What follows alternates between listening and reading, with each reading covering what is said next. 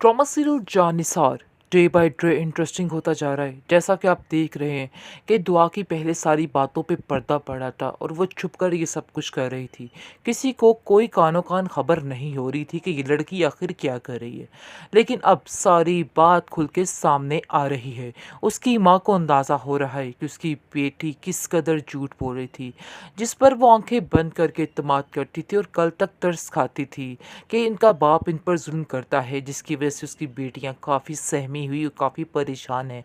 लेकिन अब इसको इस चीज़ का अंदाज़ा हो चुका है कि ये सब गेम जो है इसकी आंखों के पीछे क्या हो रहा है, क्या चल रहा है, ये दुआ जो कुछ कर रही है सब कुछ इसको पता चल गया है।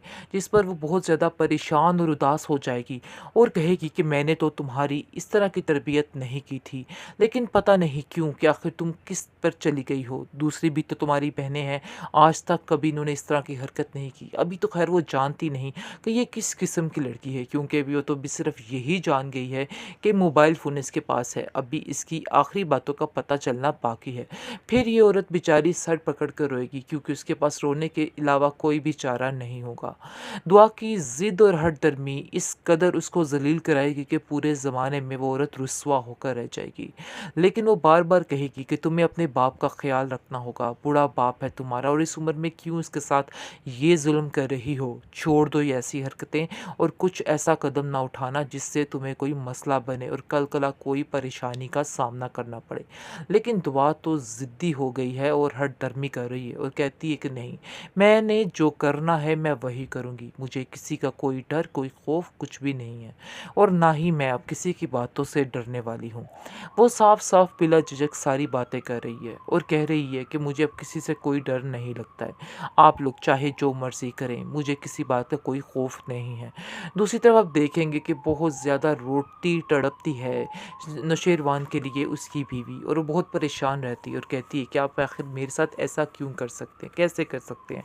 आगे से नौशेरवान उसको जवाब देता है कि आपको मैंने पहले ही कहा था, आप चाहें तो अभी सब कुछ रुक सकता है, लेकिन आपने मेरी एक नहीं सुनी।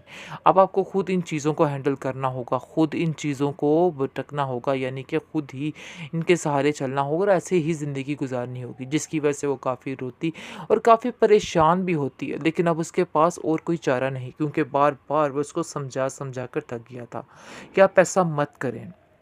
अपने दिल से ये सारी बातें निकाल दें। इस तरह की बातें बिल्कुल भी आपको ज़ेब नहीं देती और ना ही आप ऐसा सोच सकती हैं। लेकिन कहाँ सुन रही थी ये औरत। इस औरत के सर पे तो बस यही सवार था कि मैं इस घर में आराम सुकून से रहूँ और अपनी ज़िंदगी को अपने बच्चों की खातिर सुकून से गुज़ारूँ। लेकिन वो ये नहीं जानती थी कि उसको लेने के देने पड़ जाएँगे। उसकी ज़िंदगी में कितनी मुश्किलें, कितनी रुकावटें आ जाएँगी। इस चीज़ का अंदाज़ा तो उसको था ही नहीं। इसलिए तो वो बेचारी अपने बच्चों की खातिर बड़ी खुशी से इस रिश्ते को कबूल कर रही थी।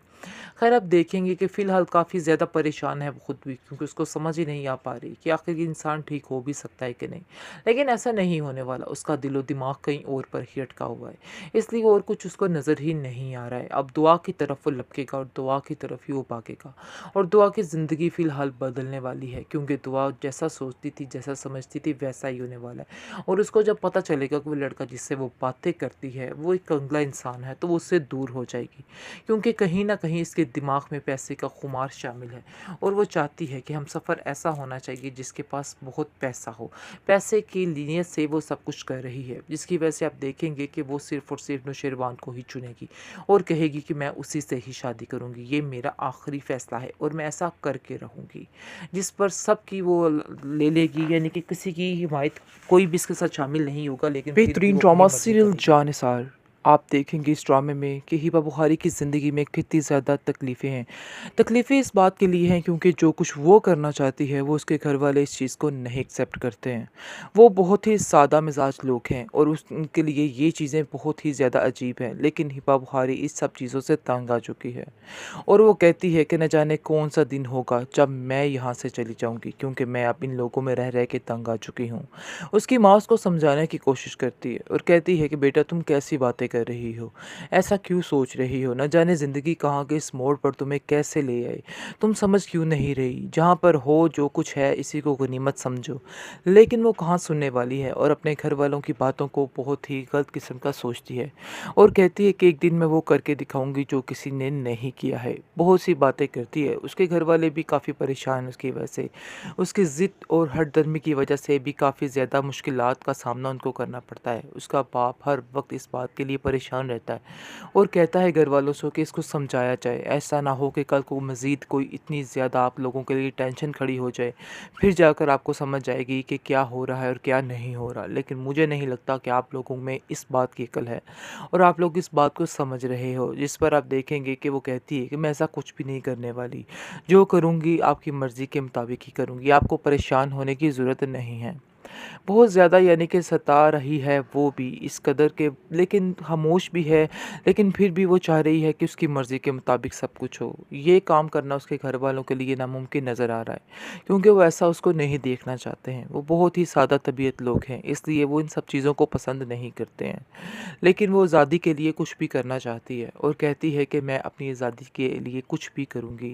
यानी कि मैं इस तरह की ज़िंदगी नहीं जीना चाहती और अपनी ज़िंदगी को ख्वाबो-ख़याल इस तरह से होने लग जाते हैं उसके कि बस उसके दिमाग में कोई शहज़ादा टाइप लड़का ही आ रहा है बार-बार और बार-बार उसको यही समझ आ रही है और वो आता है दानिश के रूप में और इसलिए आप देखेंगे कि वो बहुत ज़्यादा हैरान होती है उसको देख के। पहले तो उसकी किसी बात का यकीन नहीं करती है और बातों-बातों में इसको कह देती है कि मैं ऐसे लोगों से दोस्ती नहीं करती और ना ही मैं पसंद करती हूँ। लेकिन आप देखेंगे कि आहिस्ता-आहिस्ता वही जो है बात वो अटल होती जाएगी और सारे मामले जो हैं सुलझते जाएँगे।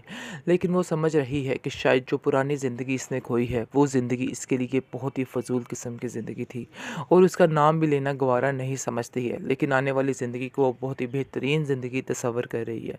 वो नहीं जानती है कि उसकी ज़िंदगी में किस कदर कांटे बिछने वाले हैं, किस कदर तकलीफ़ें आने वाली हैं। वो अपनी ज़िंदगी में खुश रहना चाहती है और चाहती है कि बस अपने माज़ी को मुड़ के भी ना देखे। यही दानिश उसको समझाने की कोशिश कर रहा है और उसको कहता है कि तुम अपने माज़ी को मुड़ के भी मत देखना, तुम्हें सारी खुशियाँ मिलेंगी, सब कुछ मिलेगा।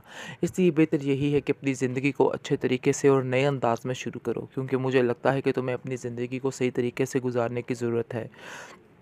मुझे समझ नहीं आ रही कि तुम जैसी लड़की को इस कदर जुल्म के साथ क्यों रखा जा रहा था।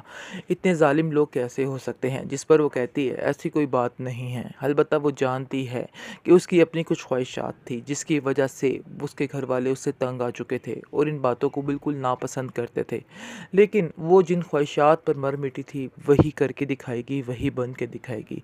इस बात की समझ अभी नहीं आ रही उसको और वो समझ रही है कि मसले बड़े ही ठीक जा रहे हैं और जैसे ही दानिश उसको मिल गया है तो समझो उसको सब कुछ मिल गया है। इस बात ने उसको बिल्कुल बिगाड़ के रख दिया है और उसका दिमाग जो है ख़राब करके रख दिया है। लेकिन असल माजरा वो नहीं समझ रही कि अपनी ज़िंदगी की असल जो उसकी मुसीबतें हैं, असल परेशानियाँ हैं, वो अब शुरू होने वाली हैं। वो समझ रही थी सब कुछ गुज़र चुका, लेकिन मज़ीद अब शुरू होने वाली चीज़ों को वो नहीं समझ पा रही है और वो कहती है कि मेरी ज़िंदगी में इस कदर परेशानियाँ आ चुकी हैं कि मैं क्या बताऊँ, काश वो टाइम ही रहता तो अच्छा था।